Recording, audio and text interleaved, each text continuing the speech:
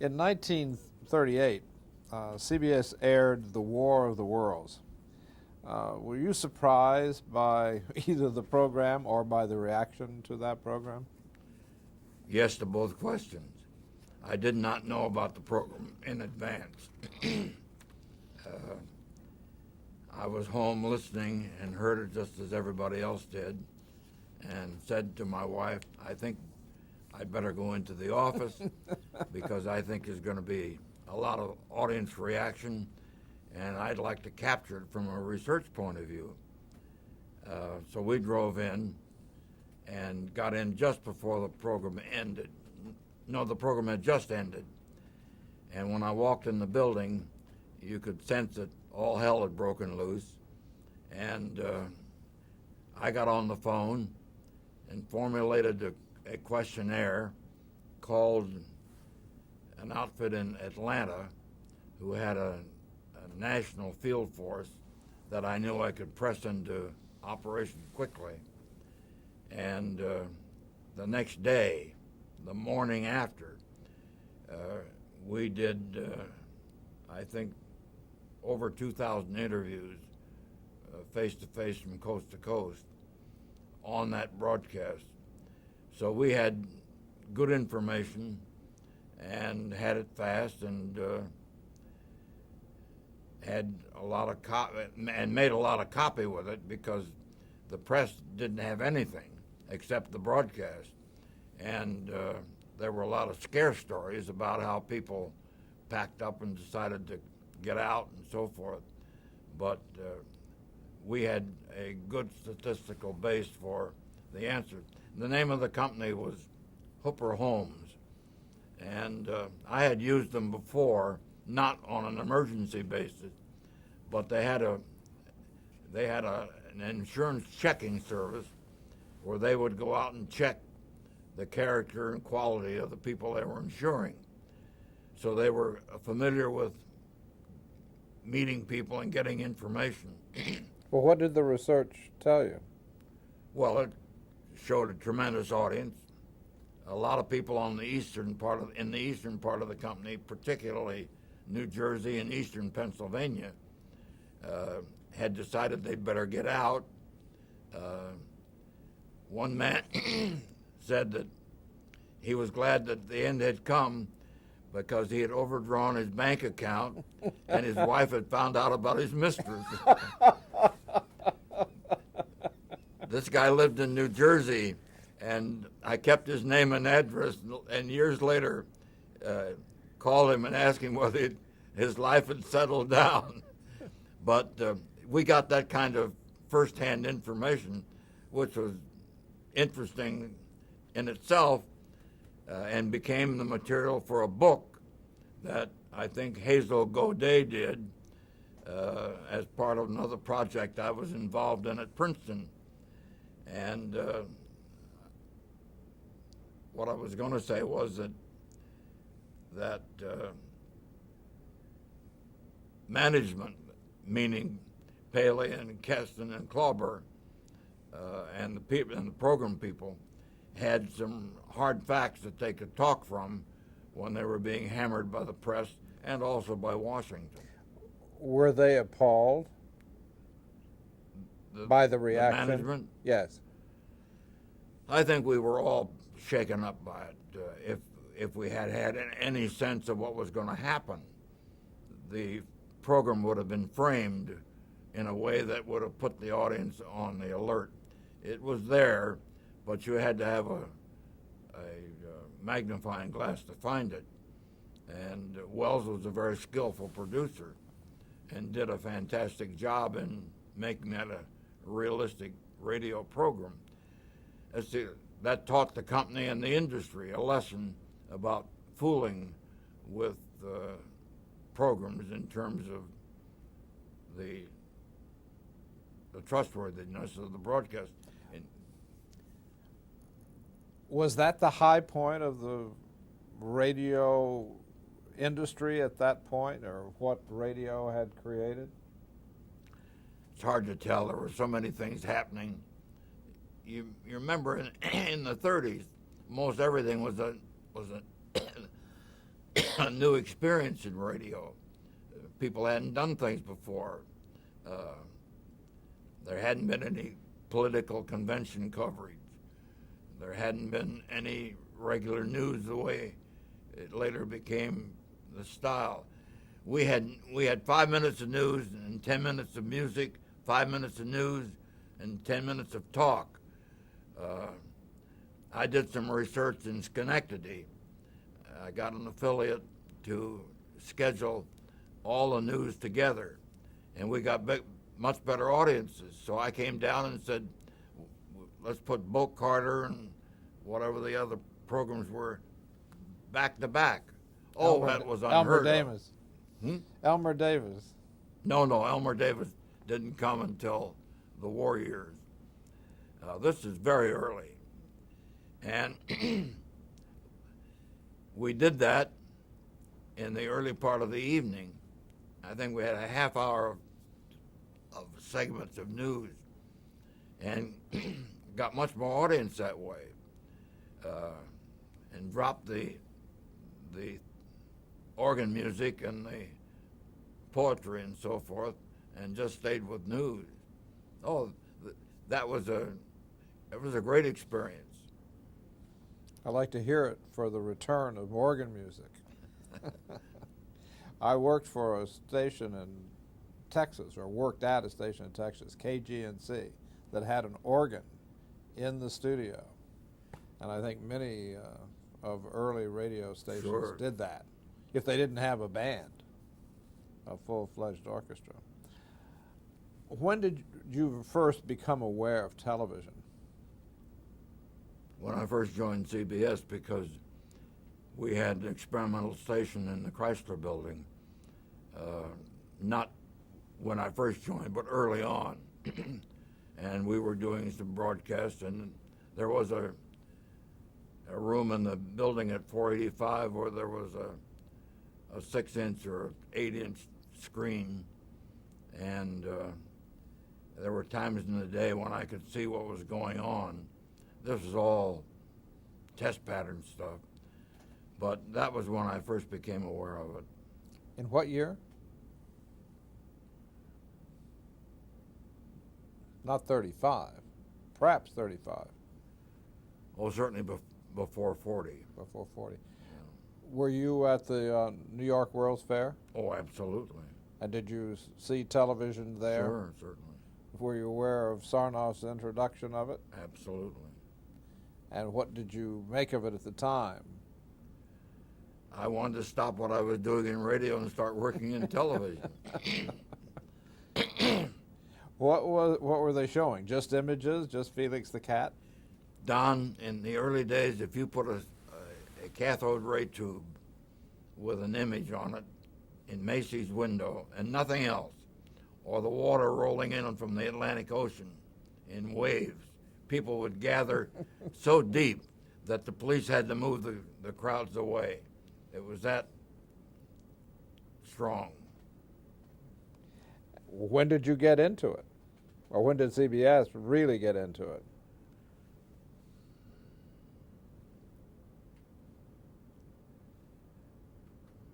Well, Keston, to his credit, with the help of Peter Goldmark,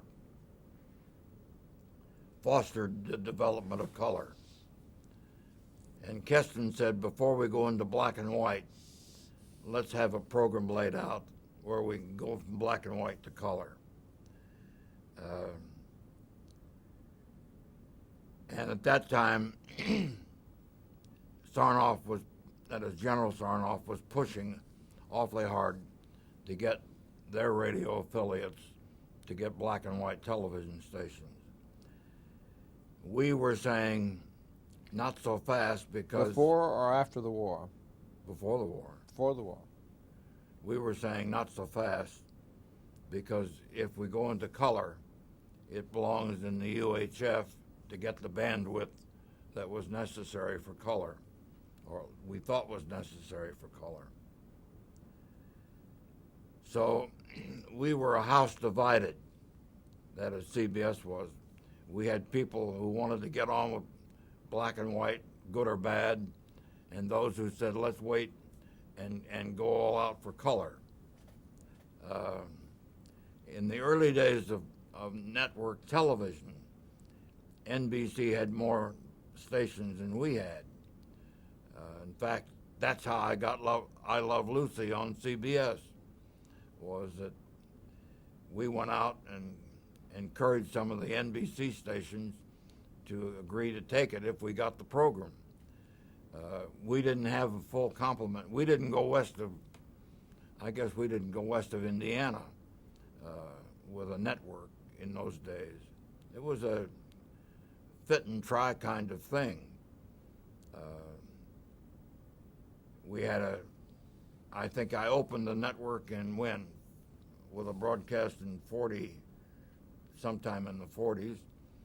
And we had, I believe, 3 stations on the network: New York, Philadelphia, and Washington. We didn't go to Richmond because we didn't have lines to Richmond. Owned stations? Your own station? No, Philadelphia was a family-owned station. It was owned by, Paley had 10% of it, and the Levy brothers had the rest of it, and they were both on the board, so while we didn't own it, we had some influence on that station. And I think the Washington station was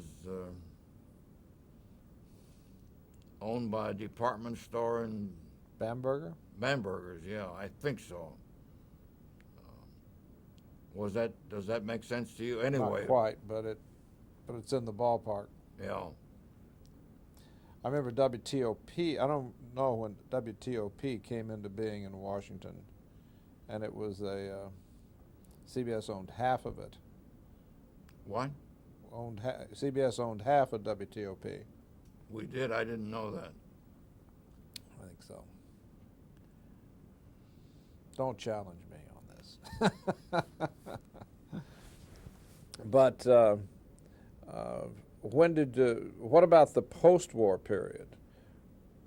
I take it World War II put a stop to all of that. The FCC began giving grants or licenses, and we got a number of them. Obviously, we had a station we owned in New York, and that was the only television station we owned.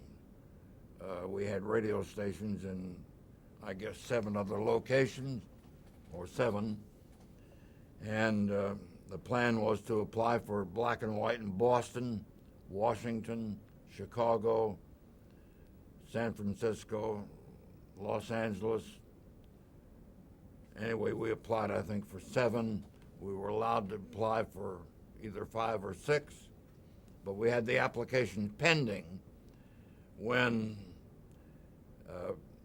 the FCC showed interest in our color development and began holding hearings on color.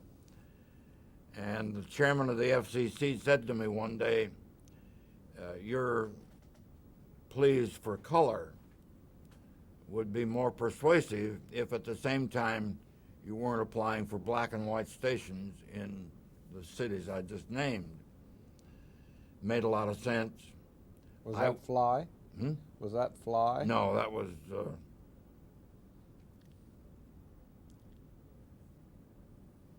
oh no, Fly was long since gone. A man, Dorfer, could that have been? Sounds a little early for Dorfer, but Well, anyway, it was maybe Rosal Hyde. but maybe Roswell. Rosal wasn't chairman then, but at any rate, I believe it was Rosal who made this offhand comment to me. I don't even, it wasn't on the record, it was something he told me. I came back and withdrew our black and white application in all those cities. For V's or U's? Hmm? For VHF stations? They were V's. They were V's you were applying for. Yeah, sure. And that upset the apple cart as far as CBS was concerned, because our affiliates didn't know whether to stay in black and white or whether to do what we did. And as a result, for that period of time when the FCC was trying to make up its mind about color. I think 12 million black and white sets were sold in the eastern part of the country, and NBC was off and running. And we had to play catch up because when the color decision came down, we were in some kind of an international crisis, and the set manufacturers didn't want to start making color sets.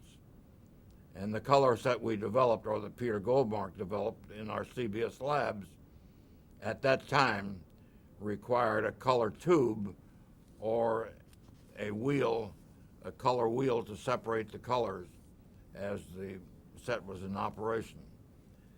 And we took a licking on it, and I pulled out of the color race, or pulled out and decided to go hell-bent for black and white and put color off until we had more developments. I knew that Frank Folsom, with whom I was very close, and the president of RCA, I knew Frank had his people working on an all-purpose tube that would receive color as well as black and white. I also knew that when that came, that would put us back into a color position. In the meantime, General Sarnoff and the RCA labs were devoting all of their attention to trying to develop a compatible color system which would work without any change of receivers. My recollection of that period is that you won on color at the FCC. They adopted your system, but that RCA intervened in the courts and held you up for so many years before the Supreme Court stood by you. But by that time, there were so many black and white sets that you couldn't sell the non-compatible system. You couldn't give it away. You're absolutely right. We lost an awful lot of time, but we did win the first verdict as far as color was concerned. And the last. Yes. Just missed the medium, that's all. And then RCA sort of took the lead in color and going on the air. Because they had more stations that had color. About that time, Jack White came in, or Jack Schneider came in to head the television division, and Jack said, we've just got to find a way to go all out in color programming. And we did that. And that was about 1964 or 5? In the 50s. In the 50s? Yeah. We'll have to check on that point. What about the programming that went into the early days of television, and how did you get those stars from NBC? Well, it's too easy to say money, but that was a factor. MCA had developed an idea whereby you could buy the recordings of an artist and give them a substantial capital gain for their library. That's how we got Amos and Andy. That's how we got Jack Benny. That's how we got other stars who had recordings which they owned. They kept the copyright. We bought the copyright from them with a substantial amount of money, gave them a capital gain, and part of the deal was that they would move to CBS. So we had Benny on Sunday night, Edgar Bergen on Sunday night, Burns and Allen on Sunday night. We had a lot of stars that we brought to CBS by that technique. Was that the way you opened up the medium, or did you develop other stars like Sid Caesar and the Show of Shows? And well, you reach for stars wherever you thought there was a potential. For example, I went up to the Essex House and sold Ed Sullivan to an advertiser for, I think, 6 weeks one summer with the idea that Ed Sullivan, certainly not telegenic. Sullivan wasn't very happy to even get in front of a camera. But Sullivan had, with his column in the Daily News, an enormous amount of contacts. And Sullivan could get those people on to interview them. And that's what we started out with Ed Sullivan on Sunday night. We had to frame it with some dancers in order to give it some entertainment flair, but Sullivan was that star on Sunday night in the first, I've forgotten the year, but anyway, people said, well, you're not going to keep that guy on Sunday night. By the time his 8 weeks was over, he had an audience, and we said, let's give him another 13 weeks. And he ended up owning the first part of Sunday night for many years. That's how Ed Sullivan came into television. Is there a difference between the way radio makes stars and television makes stars in terms of longevity? Can television make a star out of anyone if they're just on long enough? No, not in my opinion. There were a lot of people wanted to get on and got on because they had been stars in radio and didn't make it in television because they they just didn't have the visual character. I don't mean looks. I mean they didn't handle themselves. They were scripted people in radio, and they couldn't face the ad-libbing that was necessary in the early days of television. Is it almost like the same dichotomy between the silent movies and the talking picture? I would think so, yes. But I know when any of us in management saw a performance, we immediately started thinking, can we put it on television? We started a program that didn't survive on Broadway by taking excerpts from the leading Broadway shows and showing them from, I think, 7 to 7:30 before the curtain went up in the theater. And it failed not because the idea wasn't any good, but we had to produce it on Broadway. And we had to produce it in a studio that we could get on Broadway. And the very first night that we had it on the air, when a subway train went under the building, the picture began to roll. And that was the end of that series. But those are the things we tried. And we would try anything. I remember even as late as the conventions in Chicago, the political conventions, we didn't have any device for doing titles. Titles were done by hand in a studio. At the convention, you couldn't make up. You didn't have somebody to do that. Don Hewitt was one of the early producers in convention coverage.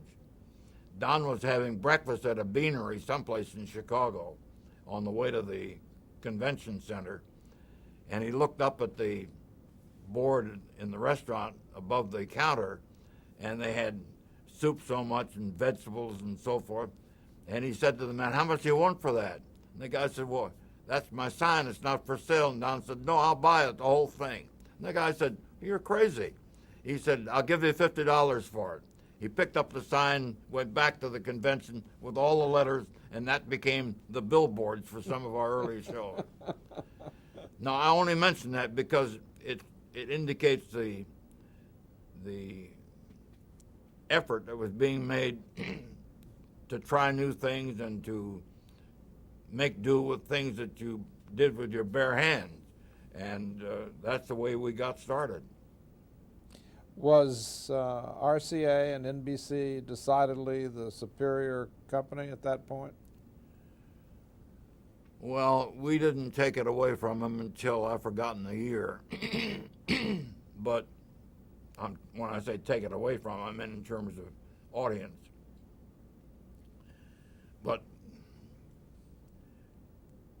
we had many NBC affiliates who were willing to carry some of our important shows, even though they were taking a schedule from NBC, simply because they wanted what we had, and we didn't have an affiliate there.